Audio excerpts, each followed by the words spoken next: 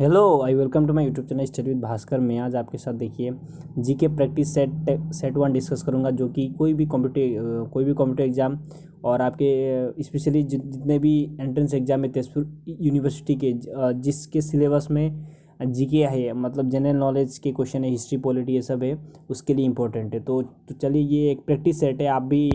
आप क्या कीजिएगा, इसमें कितना स्कोर आता है आपका चेक कीजिएगा। ओके, कितना क्वेश्चंस आपसे सही बन पाते हैं वो आप चेक कीजिएगा। तो चलिए, यहाँ पे मैं वीडियो स्टार्ट करता हूँ। चलिए, first question, for how long did Kurukshetra war continue. Okay, तो देखिए इसका राइट आंसर होगा 18 days. Okay, option number C is the right answer, 18 days Kurukshetra war. Okay, where Hawa Mahal located. हवा महल जो कि कहाँ पे लोकेटेड है, ओके, याद रखिएगा।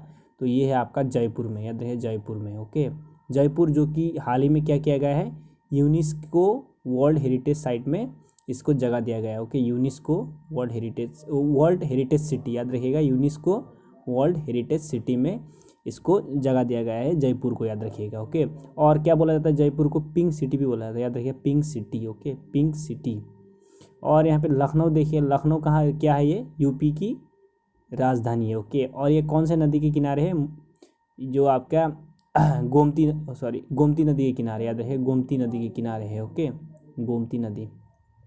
तो इतना फैक्ट आप याद रखिए, गोमती, इतना फैक्ट आप याद रखिएगा। Next question, who founded the city of Allahabad. जो कि सिटी ऑफ इलाहाबाद किसने फाउंड किया था, तो आंसर होगा आपका अकबर, याद रखिए अकबर। ओके, लेकिन इलाहाबाद का भी नाम चेंज किया गया है, क्या नाम रखा गया अभी, प्रयागराज, याद रखिएगा प्रयागराज। तो अकबर ने ये सिटी फाउंड किया था, याद रखिएगा। और इसका चेंज क्या नाम किया गया है, प्रयागराज। ओके, उसके बाद देखिए अकबर जो कि मतलब मुग़ल का ऐसा किंग है जिसने मतलब कुछ पढ़ा लिखा नहीं किया था। ओके, ये एक इलिटरेट किंग है, याद रखिए इलिटरेट किंग कौन है, अकबर है, याद रखिएगा। नेक्स्ट क्वेश्चन देखिए, who was the governor general of India during sepoy mutiny. Okay, तो देखिए इसका राइट आंसर होगा आपका Lord Canning. Okay, Lord Canning थे जब सिपॉय म्यूटिनी हुआ था, जो सिपाही विद्रोह बोला जाता है, तब कौन थे हमारे जो कि गवर्नर जनरल कौन थे, लॉर्ड कैनिंग। देखिए लॉर्ड डलहौजी जो कि हड़प नीति जो चलाया गया था, उसके जो फाउंडर कौन थे, लॉर्ड डलहौजी, उन्होंने हड़प नीति स्टार्ट किया था। ओके, और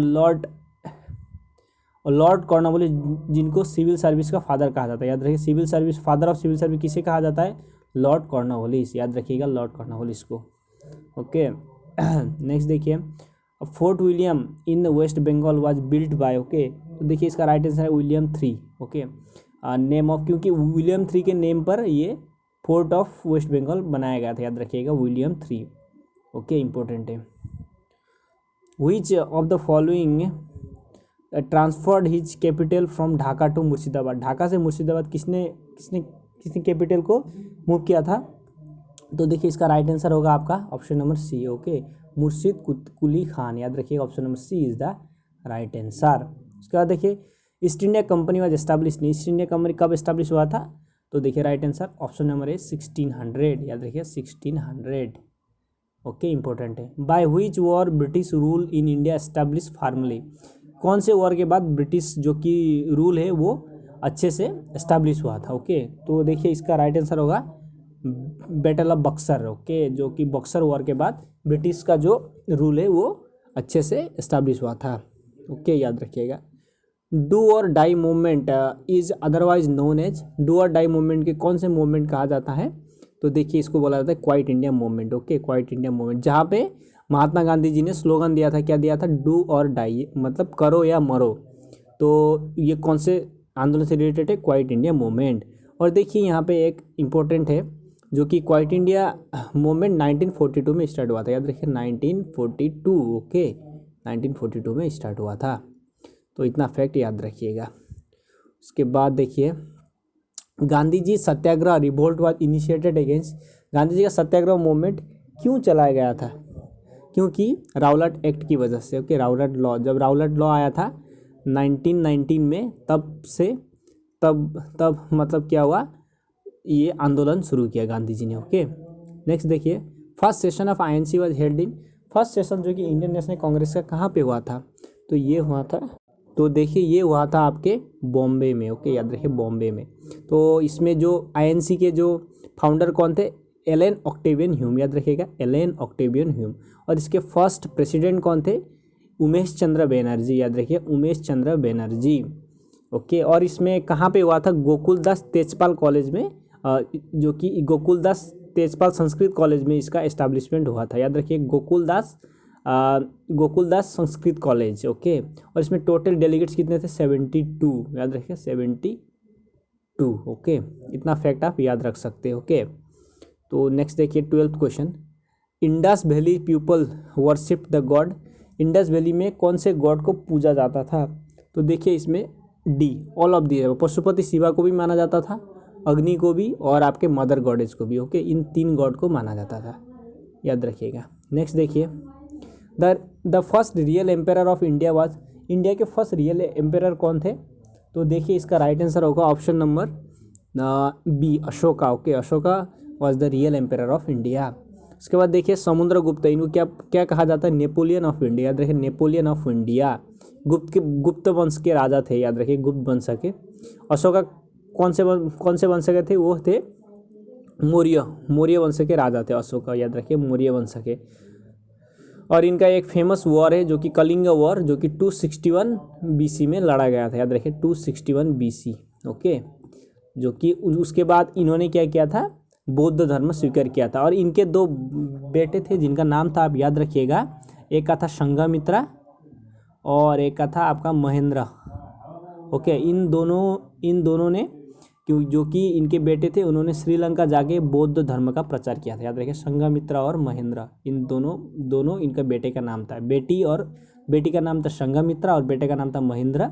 इन दोनों ने श्रीलंका में जाके बुद्धिस्ट जो कि रिलीजन का प्रचार किया था। नेक्स्ट देखिए, which of the following Vedas is the oldest, कौन सा वेद सबसे ओल्डेस्ट है, तो यहाँ पे राइट आंसर होगा आपका Rig Veda. Okay, Rig Veda is the oldest Veda, तो याद रखिएगा।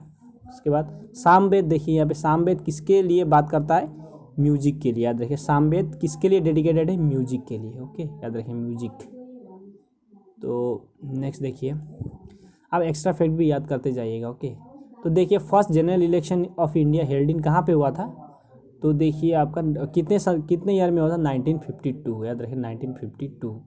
और जो कि फर्स्ट हमारे इलेक्शन कमिश्नर कौन थे, सुकुमार सेन। याद रखिएगा Sukumar Sen. Okay, Sukumar Sen is the first election commissioner. Okay, who was the first female president of Indian National Congress, first female president कौन थी, तो देखिए आप Annie Besant. Okay, Annie Besant थी फर्स्ट फीमेल प्रेसिडेंट। ओके, तो ये कहाँ की लेडी थी, ये आयरलैंड की लेडी थी। कहाँ की थी, आयरलैंड की।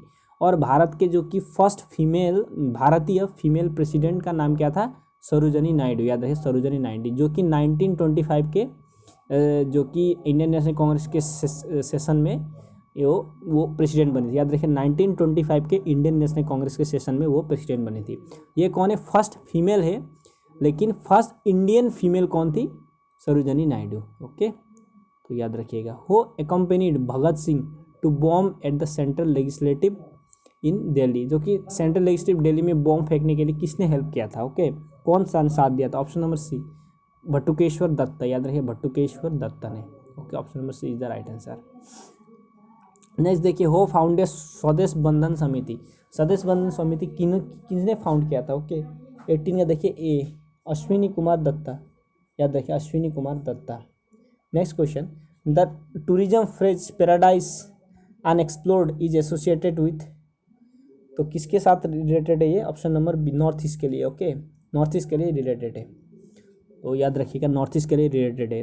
नॉर्थ ईस्ट में एक फेमस जो कि फ्लोटिंग नेशनल पार्क है, उसका नाम है केबुल लामजो नेशनल पार्क, जो कि कहाँ पे, मणिपुर में। याद रखिए केबुल लामजो नेशनल पार्क मणिपुर में। Next question, last question, Amir Khusro was court poet of, कहाँ के थे, अलाउद्दीन खिलजी के। याद रखिए अलाउद्दीन खिलजी के।